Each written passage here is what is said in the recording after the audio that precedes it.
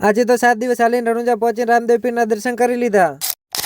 Dhanera two Ramdevra પગપાળા યાત્રા day 7 અડધી રાતના 12:30 વાગે ઉઠી તમે થઈ ગયા હાલતા. હાલીને એક ગામમાં વિસામો કરવા બેઠા એ ડોગીસભાઈ થઈ ગયા ભેગા. અહીંયાથી આગળ વધ્યા એટલે રામદેવરા 23 કિલોમીટર બોર્ડ આવ્યું અને ડોગીસભાઈને કહી દીધું 23 કિલોમીટર હાલવાનું. ડોગીસભાઈ કે હાલો. પછી આગળ હાલીને પોકરણ થી પહેલા ચૌધરી હોટલ આવે એ વિસામો કરી લીધો. પછી હાલીને વીઆઈપી એન્ટ્રી લઈ લીધી પોકરણમાં. પછી રામદેવરા 13 કિલોમીટર રહ્યું. પછી આગળ વધ્યા એ તો મેળો બંધ પડ્યો હતો અને પછી સવારમાં અમને હેલિકોપ્ટર દેખાણો.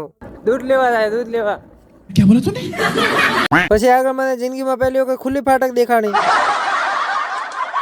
પછી આગળ બેઠા હાલ્યા પછી હાલી નાટક કરીને કેમ્પે પહોંચી ગયા. પછી આ ભાઈ ને વાળ ને દાઢી વધી ગયા હતા એટલે અમે કપાવા આવ્યા. પછી મને મન થઈ ગયું એટલે હું પણ બેસી ગયો, પણ કાકાએ તો કતરીને જેટો બનાવી દીધો. પછી કાકાને હો દેવાના હતા જગ્યા 50 દઈને અમે કેમ્પે આવતા રહ્યા. પછી નાઈ ધોઈ નીકળી ગયા દર્શન કરવા હાટું. પછી હંધાએ ભેગા થઈને એક દુકાન થી પ્રસાદી લઈ લીધી અને પછી મંદિર માં ગયા.